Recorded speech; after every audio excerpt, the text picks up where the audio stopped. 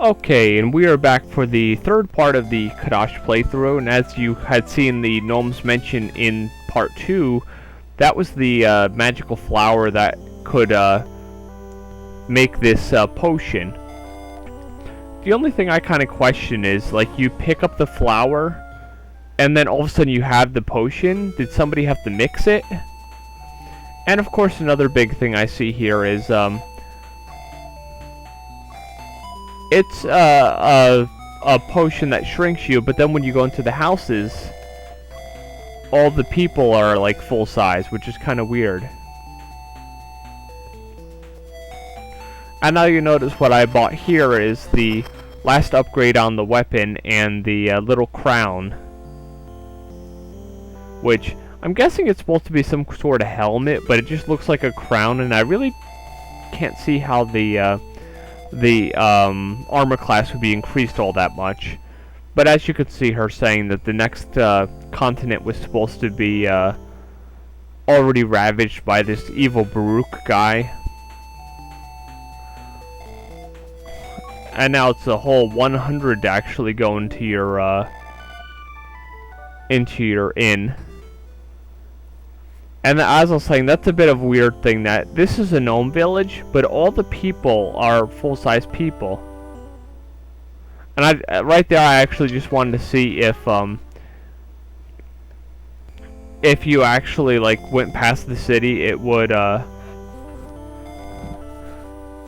actually, you'd stay the same size. But as you could see, you don't. You turn back to normal, and then you somehow magically drink more potion. And then here's some more full-size people in the gnome village, which is really a bit strange. And then there's me making sure I was fully stocked on the antidotes and the medical herbs. Now, since I have the silver key, I can go to the 4th continent. Now this is supposed to be like a really, really bad ravaged continent. And you can tell from that like evil sounding music that something bad's going on here. And of course we can't get the Baruch's castle on the 5th continent. Sounds like I was about to say the 5th element, but on the 5th continent because there's a lot of fire and there's like no way to walk over fire at the moment. And I thought these zombies are really cool in this level. If you hit them on the top, they'll still keep walking, but it'll like just kill the whole top of them. But if you just hit them on the bottom, they'll just fully die. Now this is the area where if you aren't leveled up enough, or if you're not like really, really good at this game, you're going to really have some problems, because they're not really playing around when it comes to the 4th continent here.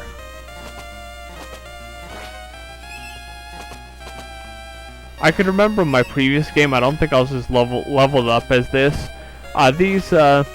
These like lions with wings, they're I think they took about like 4 or 5 hits when I got here the first time. Which, yes, last time I actually did this was the first time I'd actually gotten this far. And what I was actually doing, pushing against the wall there, is to see if something we'll see about a little bit later actually happened. But it doesn't happen until you're told about it, like many things in a video game. You could know about a secret from playing the game before, but the secret doesn't actually happen unless somebody says, "Hey, hero guy, there's something secret over here, come check it out." You'll see right there, I actually had hit the tops of the zombies, and that caused them to, the top of them just die instead of the whole zombie. I guess when the land is ravaged, people turn into zombies, but, I guess that's kind of like a, thing you'd think that a bad guy would do. Of course, it wouldn't be a cool game if there were just all dead people on the ground. There'd be like no challenge, and there I've leveled up to level 18, so I'm kind of getting there. as I'd mentioned earlier, level 20 is the last level, so you can't level any higher. That's your level cap for you MMO fans. It's just like in the game Cadash for Nintendo. Level 16 is actually the max level. And I know a lot of longtime RPG fans are probably thinking, level 16 just sounds a bit low for like a full-fledged, even an action RPG like Cadash, but it's one of those things. Leveling up in Cadash, just like in this game for some of the levels that I had to do, isn't exactly as like quick as say like 3 battles or 10 battles in a Final Fantasy game and you get a level. It's a bit longer than that, but eventually I do plan to do a Cadash video, so you'll see a bit more about that if you don't know much about that game. And now we're really big spenders. 500 gold for a night at an inn.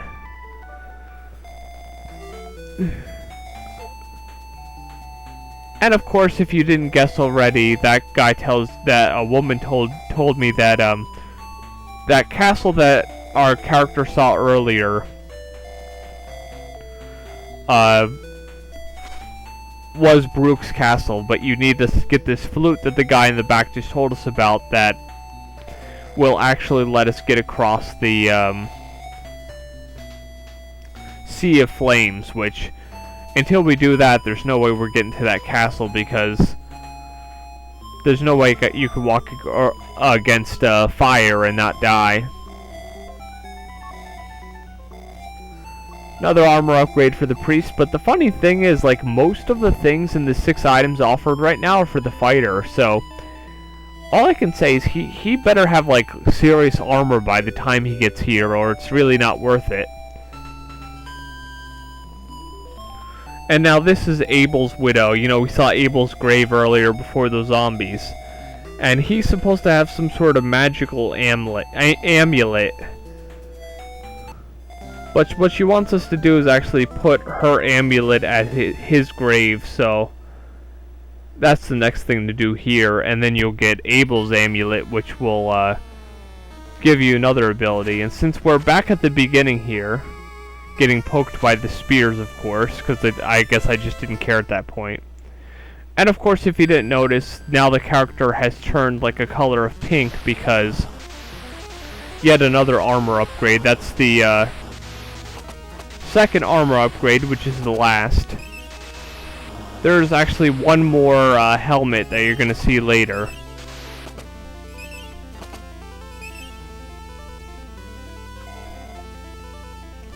And now we've placed Abel's wife's Gina's charm here, and he's happy that his wife is still alive, and he gives you his amulet that someone had mentioned earlier, and you can talk like to animals like Dr. What's-His-Name. That's a little bit of the Working Designs humor, kind of like how in Lunar Silver Star Story, the one character's like, yes, I eat my Wheaties. So you have this, like, distant land, and they add these pop culture references, which is something I always liked about Working Designs. Kind of just give you the, you're, like, really in this world type feeling. And now all I can say about getting from level 18 to level 19, you'll see I'm trying to kill these enemies because I figure I might as well level up while I'm on the way. But doesn't seem like it's a really quick level here. And now this dog is your important dog, and he's going to tell us he's Reen Tin. And now if you'd noticed earlier, there was a bandit who ran past us when we were on the bridge. But what I was trying to do is I was trying to push this wall to get into this portal, but it didn't exist until I was told about it by the dog. And here's that bandit.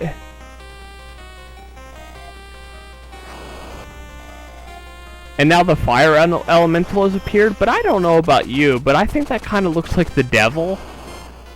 It doesn't look like any kind of fire elemental, and of course the good old shield magic as the priest really helps a lot here.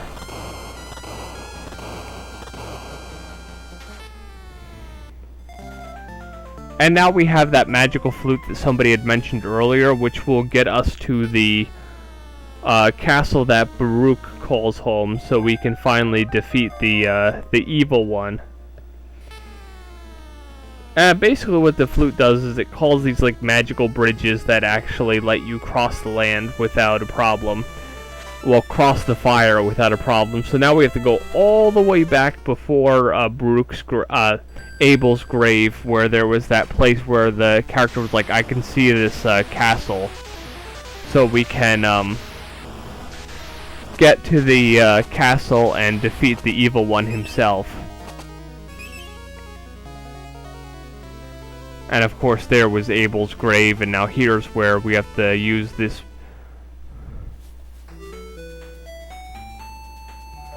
Oh, okay, and it looks like I made one more pit stop to a inn here. The only thing I think is kind of silly is every time you go into that place which has the silver gate, somebody closes it every time. Are the dude with the thing on his back or the old man there like thinking that somebody's gonna get through that shouldn't, so they have to lock it every time? And it's not like somebody some like forces of evil would think, oh, it's a tool shop. There definitely has to be a gate to the next dimension there, or the next continent there.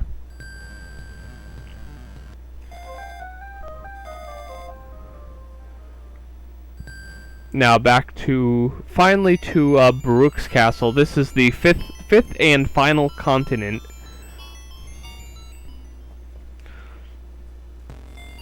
And if you had noticed, back when I had gotten all those magic bells that made my life go up, it took my life all the way to 255, and that's the highest the life goes, so there is no more further that the life will go. Now you'll notice that gold gate there. We'll be getting a gold key soon here eventually. So of course, just like everything else, we'll have to go back to the gate and then use the key to open the gate. And I definitely have to say, as this character, the shield spell is definitely one of the most invaluable things that you have for the whole game. I guess if you were playing as one of the other characters, you would just have to figure out like what you could use to defend yourself. My only guess is, considering all the armor pieces that the warrior gets, he probably takes a lot less damage. And now here are some of those things from earlier. And of course I was able to jump one, but I couldn't jump the other two. Now this is the version of the black pudding I had mentioned in the first video. It was the jelly giant, I think they called it. But it looks like it only took a couple hits from me, so that wasn't really all that bad. And finally, the princess. We've saved her.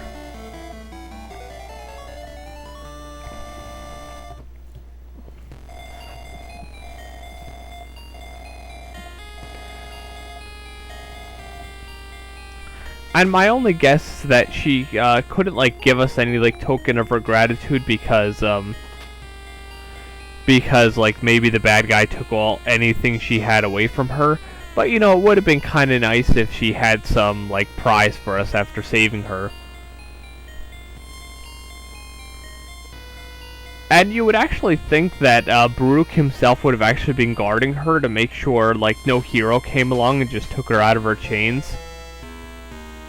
But I guess he wasn't really afraid that this big fortress he lives in would get like would get raided by some hero, so I guess he really didn't have to worry about like personal security. Now these are like those tree things earlier, but I've noticed even if you're on a really high level, they always take multiple hits, so I guess they're just trying to make it harder. Now this is the place I'd mentioned earlier where what I'm going to do is I'm going to grind a little bit here, because I was thinking to myself, hey, hey, I could kill a bunch of these dragons and get to a higher level. Doesn't take all that many to get to level 19 here, so I didn't see a point to make this footage faster, as it would have only saved us maybe about a minute or two. It's not like the other ones where, like, the total combined time of the grinding I did for those 3 grind points that I showed you, if I had let that play out all the way, it would have added about 22 minutes to this footage. So you can thank me for that, since you didn't have to sit through like 20 minutes of me trying to figure out things to say while I was defeating the same enemies over and over and over again. As it is a lot of the times when I'm playing like a game here, or even there was the other one I played, which was a full Let's Play of, was Way of the Samurai, and as you can see, it only took a few of those things. But then I have to come back around because the tree guy knocked me over. Okay, I'll see you in the next video where we will defeat the evil Baruch.